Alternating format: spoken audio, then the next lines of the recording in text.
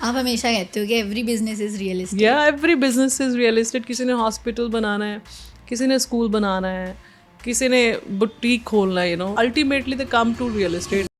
Before starting I want to know कि Gen Zs word सुनते ही आपके माइंड में पहले क्या आता है इस जनरेशन के लिए? आई बिलीव बहुत चीज़ें पॉजिटिव. मेरे पास भी जो टीम है उसमें we hire interns and I prefer working with freshers and directly जो कॉलेज से पास आउट हैं. सबसे बड़ी स्ट्रेंथ जो इस जनरेशन की है दैट इज़ राइट नाउ उनके आसपास का जो इन्वायरमेंट है बहुत मोटिवेटिंग है. जब हमने स्टार्ट करा था तो हमें बहुत सारे चैलेंजेस आते थे. There was nobody to guide, there were lot of other challenges in terms of infrastructure.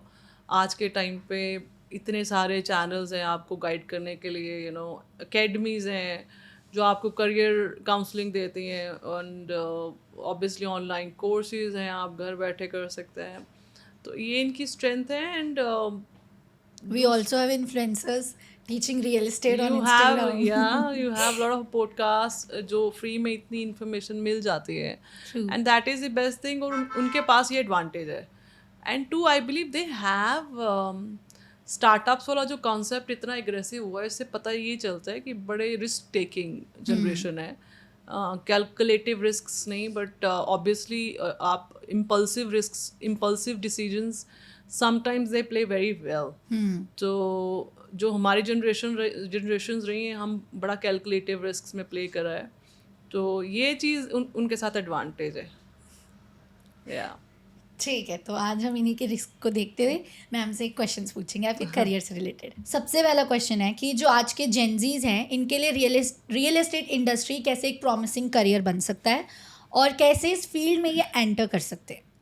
Real estate मैं बोलती हूँ it's very glamorous industry from distance. ये बॉलीवुड जैसा लगता है. हर एक को दूर से ऐसा लगता है कि बहुत पैसा है, इट इज़ वेरी इजी, करना कुछ खास नहीं है, लोगों से मिलना है, शेयरिंग इन्फॉर्मेशन. वो है सारा कुछ, वो सारे फैक्टर्स भी हैं टू सम एक्सटेंट. बट आपका नॉलेज, आपके एथिक्स, वर्क एथिक्स जो हैं, वो इस स्पेसिफिकली इन रियल इस्टेट आप सर्वाइव तभी करेंगे अगर आपका लॉन्ग टर्म प्लान है.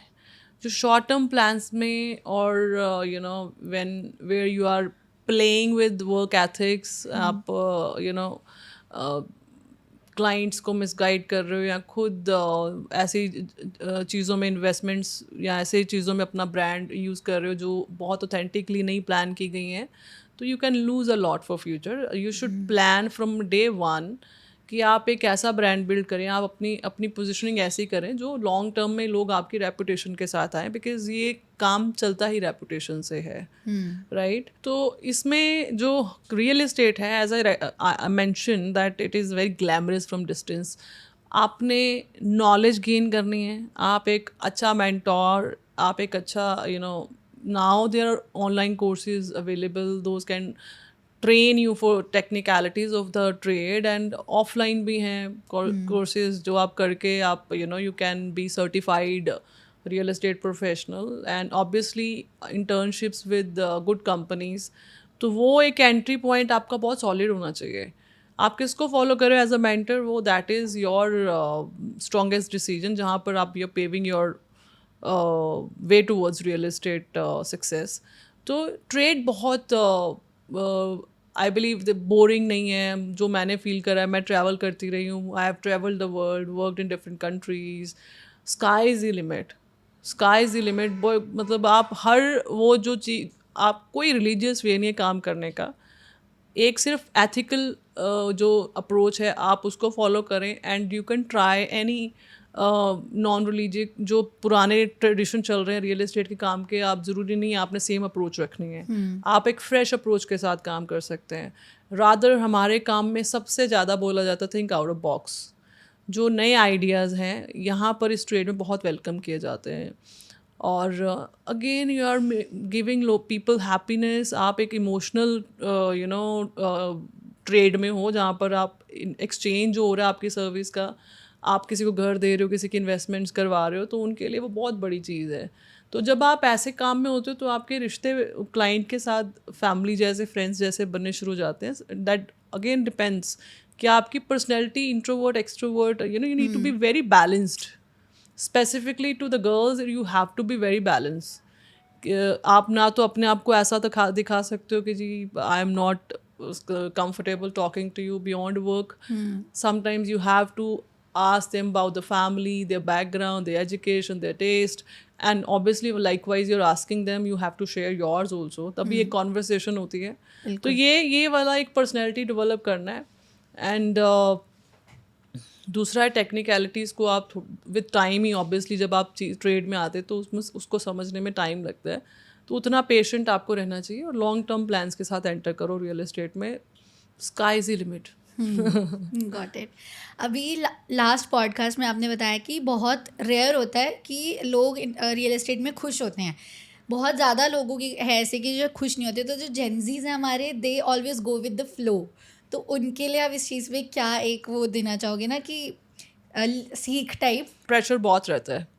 You can not decide your entire day कि आप ये आपका डे प्लान है और 100% वो ऐसे होने वाला है. अगर आप उस टेम्परामेंट के हो तो आप इस ट्रेड में काम नहीं कर सकते हो. बिकॉज चीज़ें रिक्वायरमेंट कैसी आती है, डे आप प्लान कैसे करते हो, पर उसको एज पर वर्क रिक्वायरमेंट आपको डे अपना चेंज करना पड़ता है. And it is 24/7 working. I am telling you. आप घर जाके भी कुछ ना कुछ चीज़ें चलती रहती हैं, फ़ोन कॉल्स चलती रहती हैं, कोई प्रोजेक्ट प्लानिंग चलती रहती है.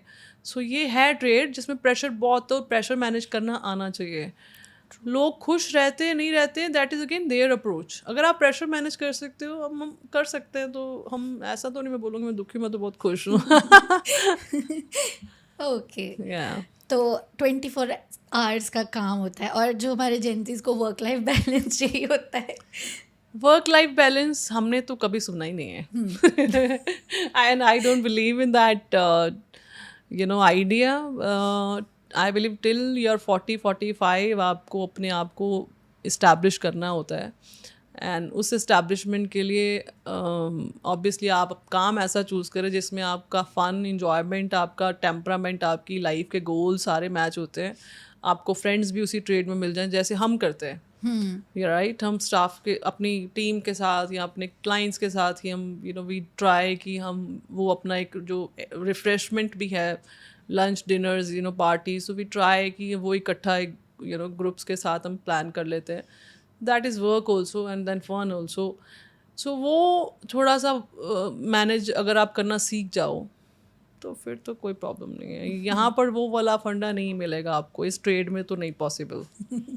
वर्क लाइफ बैलेंस का कोई स्कोप. और अगर आप इस अप्रोच के साथ एंटर करेंगे ना, फिर एक लेवल के बियॉन्ड आप नहीं जा सकते. बिकॉज ये ट्रेड ना आप पूरा आपको मांगता है. आपको 100% अपने आप को देना पड़ेगा. Initial 5 to 7 years. Last time मैंने आपका पॉडकास्ट जब दोबारा देखा था उसमें भी आप बता रहे थे कि आप भी कैसे सोचते थे आफ्टर 30 हो जाओगे रिटायर, बट अब 40 पे आके भी आपको लगता है कि अभी करना है और करना है. तो वो काफ़ी मोटिवेटिंग था सुन के कि मैं कर सकती हूँ अभी और मैं भी. एनीवेज मुझे ये समझ नहीं लगता कि हमने फिर व्हाट इज़ रिटायरमेंट एंड करना भी क्या है फिर बैठ करना के? क्या है. Exactly. I got so inspired by people in West. 92 year old people are active in life. कुछ ना कुछ वो करते हैं. मतलब ये अगर वो इस एज तक काम कर रहे हो, एंड आई बिलीव वो आपको जिंदा भी रखता है. लाइफ में एक बहुत स्ट्रॉन्ग रीज़न होना चाहिए. 1 is family, 2 is your work and 3 is your social presence. वो आपको हमेशा मोटिवेटेड रखती है. जब आप सेल्फ मेड अपना पर्सनालिटी होते हो, सेल्फ मेड आपका जो एक फाइनेंशियल प्लानिंग होती है, आप डिपेंडेंट नहीं हो, आप इंडिपेंडेंट हो और लोग आपको पसंद करते हैं, लोग आपको मिलना चाहते हैं. ये चीज़ें आपको बहुत मोटिवेटेड रखती हैं to live also. Right. You look forward to the next day कि मैंने सुबह उठ के ये चीज़ करनी है. मैं हमेशा ये सोचती हूँ जिन लोगों के पास काम नहीं होता वो सुबह उठ के करते क्या है and how they kill the day. बात तो सही है. Okay.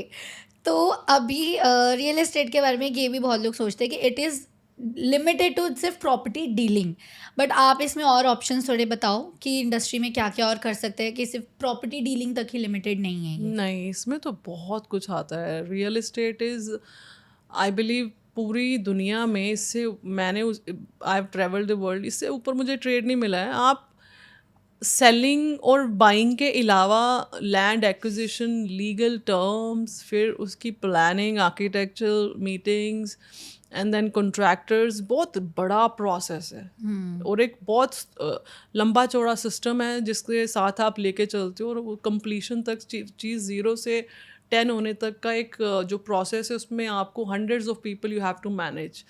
Basically our work is people management. इसमें और कोई इन्वेस्टमेंट नहीं, इसमें आपकी इन्वेस्टमेंट है आपकी इमोशंस की, आपकी पीपल मैनेजमेंट, आपके स्किल्स की, आपके टाइम की, राइट, कि आप लोगों को मैनेज कैसे करते हो, चाहे वो आपकी टीम है, चाहे वो आपके कॉन्ट्रैक्टर्स हैं, चाहे वो आपके पार्टनर्स हैं, चाहे वो आपके क्लाइंट्स हैं। सो आप उनके साथ कैसे you maintaining the relationship, that is super important. Okay. तो ये तो बहुत एक्साइटिंग ट्रेड है, इसमें कुछ भी बोरिंग नहीं है। आप किसी भी डिपार्टमेंट, किसी भी टाइप के ट्रेड को इससे कनेक्ट कर सकते हो। हमारे काम के साथ हर डिपार्टमेंट जुड़ता है।